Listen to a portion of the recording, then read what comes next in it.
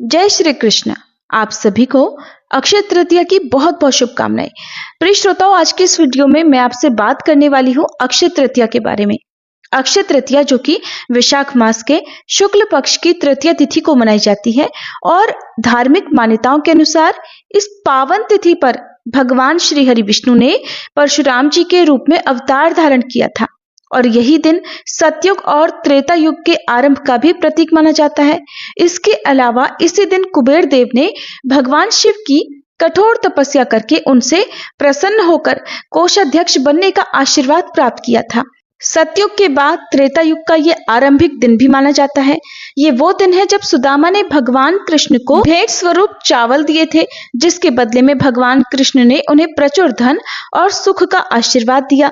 महाभारत काल के समय जब पांडव वनवास के लिए रवाना हुए, तब भगवान कृष्ण ने द्रौपदी को आज के दिन ही अक्षय पात्र दिया था ताकि उनके पास हमेशा प्रचुर मात्रा में भोजन रहे। आज के दिन ही महर्षि वेद व्यास जी ने महाकाव्य महाभारत लिखना शुरू किया और आज के पावन दिन पर ही पवित्र गंगा जी धरती पर अवतरित हुई थी। पूरी जगन्नाथ में वार्षिक रथ यात्रा भी आज के इस पवित्र दिन से ही प्रारंभ होती है। और सबसे विशेष बात कि आज के दिन ही वृंदावन स्थित श्री बांके बिहारी जी मंदिर में भगवान के श्री विग्रह के चरण दर्शन भी आज के दिन ही होते हैं और इस तिथि पर महाभारत का युद्ध समाप्त हुआ था, ऐसा भी माना जाता है। द्वापर युग का समापन भी आज के दिन ही माना जाता है और यही कारण है कि अक्षय तृतीया पर बिना कोई पंचांग देखे मांगलिक कार्य भी संपन्न किए जाते हैं। अक्षय तृतीया को आखा तीज भी कहते हैं। अक्षय का अर्थ होता है जिसका क्षय नहीं होता हो। ज्योतिष मुहूर्त के अनुसार चंद्रमास और सौरमास के अनुसार तिथियों का घटना बढ़ना क्षय होना तय होता है, लेकिन अक्षय तृतीया का कभी भी क्षय नहीं होता। और इस पावन तिथि की अधिष्ठात्री देवी पार्वती जी हैं। देवी पार्वती कहती है कि जो स्त्री पुरुष सुख शांति और सफलता चाहते हैं उन्हें अक्षय तृतीया का व्रत करना चाहिए और यही व्रत करके देवी पार्वती जी कहती हैं कि मैं प्रत्येक जन्म में भगवान शिव के साथ आनंदित रहती हूँ। तो उत्तम पति की प्राप्ति करने के लिए भी हर कुंवारी कन्या को इस व्रत को करना चाहिए। जिनको संतान नहीं हो रही हो वे भी इस व्रत को करके संतान सुख प्राप्त कर सकते हैं। देवी इंद्राणी ने भी यही व्रत करके जयंत नामक पुत्र प्राप्त किया था। देवी अरुंधति ने इसी व्रत को करके पति महर्षि वशिष्ठ के साथ आकाश में सबसे ऊपर का स्थान प्राप्त किया था। प्रजापति दक्ष की पुत्री रोहिणी इसी व्रत को करके अपने पति चंद्र की सबसे प्रिय रही। उन्होंने बिना नमक खाए ये व्रत किया था।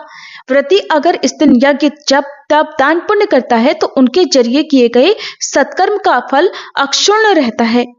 यानी कि आज का दिन इतना पावन है, इतना पवित्र है कि आज के दिन किए गए हर शुभ कार्य का फल अक्षय हो जाता है।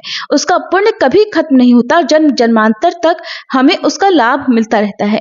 इसलिए आज के दिन हमें बहुत सोच समझकर सावधानी पूर्वक अच्छे ही कर्म करने चाहिए। पूजा पाठ दान पुण्य सेवा जरूरतमंदों की सहायता जो कुछ भी आप कार्य करते हैं उसका प्रभाव अनंत काल तक रहता है। तो अब हम बात करते हैं साल 2026 में अक्षय तृतीया कब है। तो इस बार हिंदू पंचांग के अनुसार वैशाख मास के शुक्ल पक्ष की तृतीया तिथि 19 अप्रैल दिन रविवार को सुबह 10:50 से शुरू होगी और तिथि का समापन होगा 20 अप्रैल दिन सोमवार को सुबह 7:27 पर। अगर सूर्योदय व्यापिनी तिथि की बात की जाए तो 20 अप्रैल को तृतीया तिथि है, लेकिन बहुत कम समय के लिए ही तिथि रहने वाली है, जबकि 19 अप्रैल को पूरा दिन और पूरी रात तृतीया तिथि प्राप्त हो रही है। इसलिए साल 2026 में अक्षय तृतीया 19 अप्रैल दिन रविवार को ही मनाई जाएगी। पूजा का शुभ मुहूर्त क्या रहेगा? तो पूजा का सबसे शुभ मुहूर्त, वैसे तो इस दिन पूरा दिन ही अबूझ मुहूर्त रहता है, आप बिना मुहूर्त देखे किसी भी समय पूजा पाठ कर सकते हैं, लेकिन सबसे विशेष मुहूर्त रहने वाला है सुबह 10:49 से दोपहर 12:20 तक। इस समय में आप माता लक्ष्मी जी की पूजा कर सकते हैं, कोई खास उपाय कर सकते हैं और भगवान कृष्ण की पूजा भी इस समय आप कर सकते हैं। अक्षय तृतीया के दिन कलश स्थापना का भी विशेष महत्व होता है, क्योंकि कलश में स्थापित नारियल को श्री यानी लक्ष्मी जी का स्वरूप मानकर पूजा की जाती है। अगर आप चाहें तो कलश स्थापना भी कर सकते हैं। क्योंकि अक्षय तृतीया को खरीदारी करने के लिए भी बहुत शुभ माना जाता है। नए वाहन, भूमि आदि की खरीदारी करने के लिए या कोई भी शुभ वस्तु की खरीदारी करने के लिए ये दिन शुभ होता है। तो खरीदारी का शुभ मुहूर्त 19 अप्रैल को सुबह 10:50 से लेकर 20 अप्रैल को सुबह 7:27 तक रहेगा। ये समय खरीदारी के लिए शुभ रहेगा। इस दौरान आप अपनी सामर्थ्य और अपनी इच्छा के अनुसार कोई भी वस्तु खरीद सकते हैं, जैसे कि सोना, चांदी, वाहन, प्रॉपर्टी या कोई भी कीमती सामान। विशेष रूप से सोना खरीदना इस दिन शुभ माना जाता है और इस दिन खरीदा गया सोना घर में मां लक्ष्मी जी का स्थायी वास कराता है, जिससे घर में धन, सुख, समृद्धि में लगातार वृद्धि होती है। लेकिन हर किसी के लिए सोना खरीदना संभव नहीं है, तो ऐसे में अगर आप सोना नहीं खरीद सकते तो आज के दिन में आप साबुत हल्दी की 5, 7, 9, 11 जितनी भी गांठें संभव हो उतनी साबुत हल्दी की गांठ अवश्य खरीदें और उन्हें मां लक्ष्मी जी का स्वरूप मानकर विधि विधान से पूजा करें और इसके बाद एक लाल कपड़े में बांधकर जहां पर भी आप धन रखते हैं उस जगह पर या फिर पूजा घर में जहां पर भी पूजा की पवित्र वस्तुएं आपके घर में रखी जाती हैं वहां पर स्थापित कर दें और अगली अक्षय तृतीया तिथि आने पर उनका विसर्जन जल में या भूमि में कर सकते हैं। इस प्रकार श्रद्धा से इस उपाय को करने पर घर में साक्षात मां लक्ष्मी जी का स्थायी वास बना रहता है। घर में धन में बरकत होती है, सुख समृद्धि में वृद्धि होती है। इसके अलावा पूजा पाठ से जुड़ी सामग्री आज के दिन आप खरीद सकते हैं। श्री यंत्र, दक्षिणावर्ती शंख या फिर मिट्टी के दिए खरीदना भी इस दिन शुभ माना जाता है। शास्त्रों में इस दिन वृक्षारोपण का भी अमोघ फल बताया गया है। अक्षय तृतीया को लगाए गए वृक्ष हरे भरे होकर पल्लवित, पुष्पित होते हैं, इसलिए इस दिन वृक्षारोपण करने वाला व्यक्ति भी सफलताओं के शिखर को छूता चलता है।